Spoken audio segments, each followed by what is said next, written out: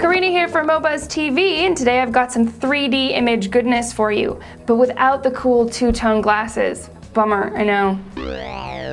Photographic virtual tours are pretty commonplace online of museums or an apartment that someone's going to rent, or tourist spots. But what about a 3D virtual tour where you navigate the space yourself, be it the Eiffel Tower or the Pyramids of Giza? Well, PhotoSynth is a rad new technology that takes the bazillions of photos of a famous site online and smushes them together, I do believe that is the technical term, to create a navigable 3D representation. Don't get intimidated by my technical jargon. This video will explain it in layman's terms.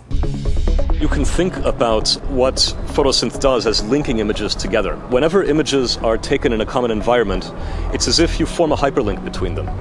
And so now if you think about the emergent network of hyperlinks between images that can be built by a crawler, say, going out and searching the whole web, it's a very powerful idea. Here's a shot of St. Peter's Basilica. We're looking at it where we can navigate through hundreds of photos. The fun thing happens when we arrange all of these guys into a common three-dimensional environment. Here's a point cloud, a model that's been reconstructed from all of those images. Let's turn all of the images on so we can see where they all ended up. You see this kind of complicated picture of lots of photos in their own planes inside that model. Let's go dive in and find the photo that we were looking at. And now we can move back and forth among different photos, like this, just moving from side to side. Now, where I'd like to see that technology go is inside the buildings. Then you'd never actually have to get up and go anywhere.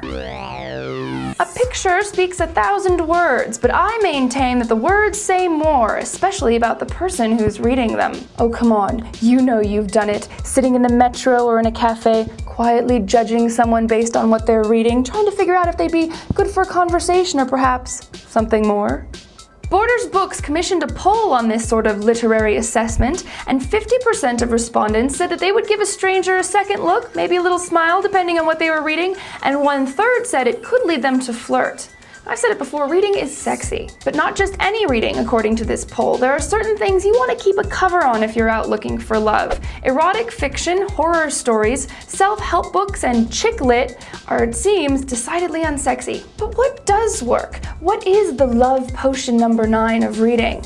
Well, you gotta stick with your classics, folks. Apparently, that is what is most attractive, so dust off your Dickens and bust out your Beckett. Of course, that's only a general guideline, and it varies person to person. For example, my interest in a stranger would be piqued by politically controversial books, gut-wrenchingly depressing novels, and any nonfiction that looks like it's chock full of really obscure trivia. But what about you, MoBuzzers? What would make you strike up a conversation? More importantly, what book would make you want to get someone between the covers?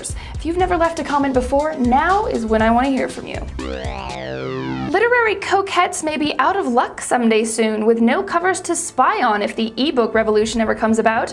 It's a ways off, I know, but Apple is apparently trying to speed it up. We should be hearing about the next generation of iPods fairly soon at Apple's Worldwide Development Conference, which begins August 7th. Word is they will incorporate easy ebook reading into their designs. The rumor mill also tells us that Apple has contacted major publishing houses about making their collections available for sale on iTunes, just like music or video. What I want to know is, are you going to be stuck with the same problem of only being able to watch your Apple ebook on Apple devices? Because if so, I think I'm going to stick with paper and increase my chances of attracting new friends. Quick reminder to PSP users out there, the new firmware allows you to download our shows directly from the device. We've set up a site for it looks like this, at psp.mobuzz.com. You just select the feed for the show and then download it. Then from your RSS channel, you can select which shows to download to your videos folder. So now you can take us with you wherever you want, except not into the bathroom, because that's kind of weird. Well, that's it for today, but I forgot to say, I also want to know what books would be turn-offs.